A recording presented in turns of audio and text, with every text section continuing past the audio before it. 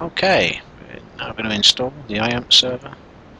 Downloaded the installation program from the Aurora Equipment's website. Set it up. It'll extract itself onto the PC before it starts to install to the IBMi. You'll see in the background that we have Shield 3 5250 emulation already set up, so we can go in and view exactly what's installed. Install on Shield 3. I'm going to use QSecOff as the installation profile. You can use anything as the authority to create directories and libraries. I'm going to install the EasyCom server onto EasyCom, and we're going to install the demo files. We're going to use the integrated Apache server that's provided by Aurora Equipment. That will have PHP. We're going to configure our web server as part of the installation process, and that will be attached to the integrated Apache server. That's a pre-fork server. It is not the IBMi server that's connected via fast CGI. And all that's going to be sitting on port 80.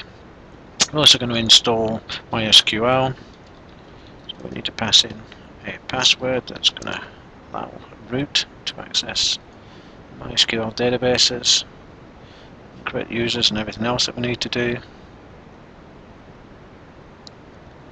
Going out, checking to make sure that everything looks good. You'll see that everything's going to install. If there are any updates to be carried out, i.e. some items were already installed, it would come in and say that it was going to be upgrading, so it would be bolded and show upgrading.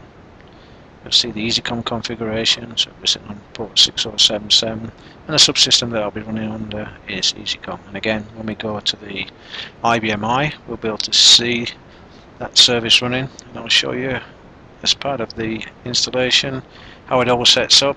And there are some demo programs that show you the EasyCom server up and running and serving IBMi data and objects back to a web page. So it's transferred all of the installation objects up, so it's going to extract them out now.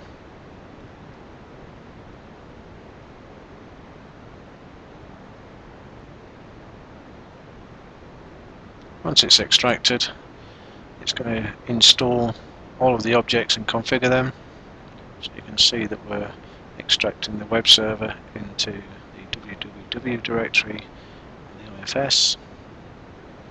As part of this, we're going to be registering with Apache the fact that these servers have been created, and configure them up with some standard configurations. We're going to configure MySQL. It starts the servers as part of that. Now, as we finish the program installations, we'll go in, look at the IBMi, see the kind of objects that's installed, what's active, what's not active, and then we'll start up a web page to actually show you the iAMP server up and running, all as part of the installation process. We feel this is a great installation process that shows just how easy it can be made to run PHP on the IBMi. So once we've installed the example toolkit, that's the installation finished.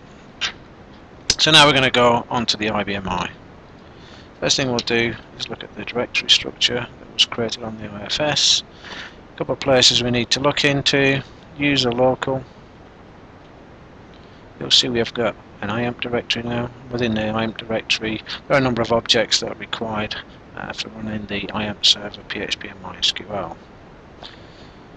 If we go back into the var directory, you'll see the MySQL instance that was installed. So this is the data library for the MySQL. And under www, you'll see we have the iAMP server. This is the actual HTTP server that we'll be running. We'll go and look at the active jobs. You'll see that we have EasyCom running. This is what we're going to use from PHP using the i5 toolkit to pull back data and objects from the IBMi. And we also have the iAMP server and MySQL. So what does that look like? Well, we can start up a session, and we're just going to go straight to the Shield 3 server, and this is it up and running. So you can see we have Shield 3 welcome HTML. If we actually just put in the root directory, you'll see that we get a directory which has got the welcome HTML. Links in here that are important, links to the Aurora documentation, forum and release notes, the open source objects that we've installed and the resources to those, such as Apache, MySQL and PHP, and the software licenses relevant to each of those objects. There are also a number of links provided within the page that take you to MySQL, PHP software and so on, and we can see from the PHP and EasyCom side of things we have some sample scripts that we can use. This is the page with all the sample scripts. You can see we can run various checks, so if we want to go and see, let's say we want to look at the spool files on the IBMi, you can see that we can see all of the spool files. Some of the spool files we won't have access to because we don't have the authority under QTM HTTP. If we want to list the library objects, again we can just go in and change this to whatever we want to do, and you'll see that we get a list of the objects. And this is an array that's put out, so you can take this array and use it however you want. Nice thing that we do get as part of the installation, like I said, it is some admin tools. So you see under admin tools we can go and view the PHP information, and we can also use PHP MyAdmin. PHP MyAdmin is the MySQL database manager of choice. So put in the same information that we entered for the root password.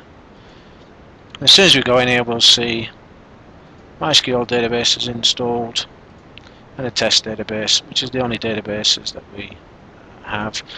If we want to go and create some more, it's very easy to do from here. And that's it. Basically, we now have iAMP fully running on the IBMi, which has been set up by Aura Equipment, and very quick install. In fact, if you look at the clock, you'll see it took around 5 minutes to install, and that's it. If you need any further information, you can contact us via our website www.shieldadvance.ca, or you can go directly to the Aura Equipment's website and download it for yourself and try it.